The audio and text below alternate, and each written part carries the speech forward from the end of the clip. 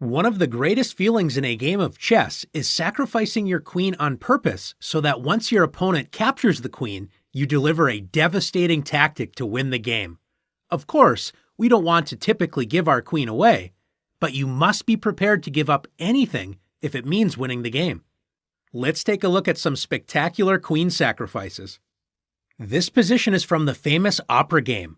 American master Paul Morphy sacrificed material to keep Black's king stranded in the center. He is now ready to make one more sacrifice to force checkmate. Do you notice that if the knight on d7 wasn't there, White's rook could move to d8? The rook would be protected by the bishop on g5, so the position would be checkmate. How can White force the Black knight to move away from the d-file so White can deliver checkmate?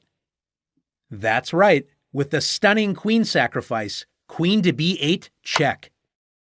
Forcing Black to play knight takes b8. Opening up the d-file so White plays rook to d8. Checkmate. Besides pawns, White only has a bishop and a rook left, but material doesn't matter when checkmate ends the game. Let's take a look at another position. In this position, Black is threatening checkmate with queen to g2.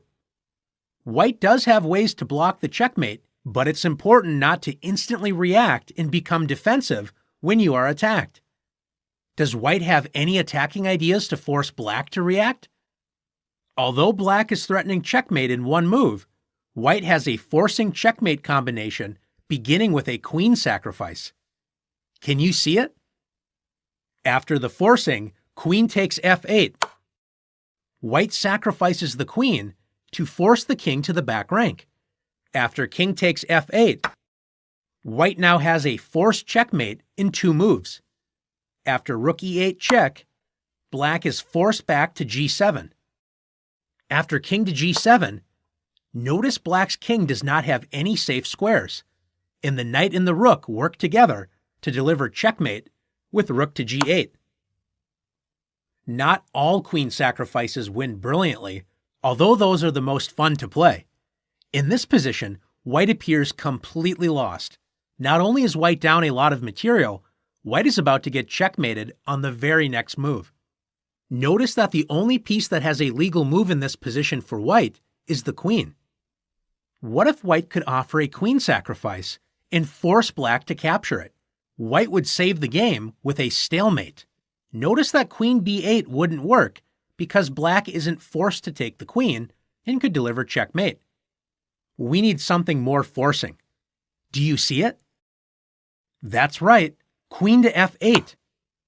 Black is forced to capture White's queen. Black can capture with either the rook or the king, but in either case, it's stalemate. After rook takes f8, White does not have a legal move, but is not in check, so the game is a stalemate. Let's take a look at one more example. In this position, with Black to move, American master Frank Marshall found an absolutely incredible queen sacrifice. Can you find the move?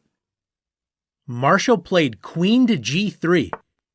It's hard to believe, but Black is completely winning after placing the queen directly in front of White's pawns. Black is threatening queen to h2 checkmate, but this seems pointless because White has so many ways to capture Black's queen. Surprisingly, White is completely lost and resigned the game. Let's see why. If either pawn captures, White loses immediately. After h takes g3, the h-file is now opened and Black delivers checkmate with knight e2. After f takes g3, the f-file is now opened and Black wins after knight e2 check, forcing White to give up protection of the rook with king to h1, and Black delivers checkmate with rook f1. White's only way to prevent immediate checkmate is with queen takes g3. Black can enter the endgame up a piece after knight e2 check, forking the king and queen and forcing king to h1. After knight takes g3 check, the knight captures the queen, and once again, neither pawn can capture the knight.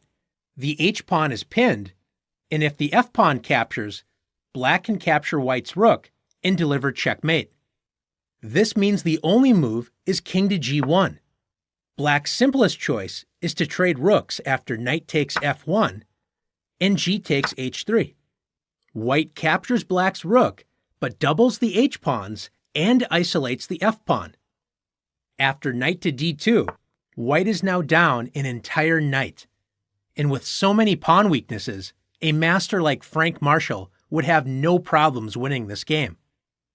After looking at these incredible queen sacrifices, are you ready to find stunning queen sacrifices?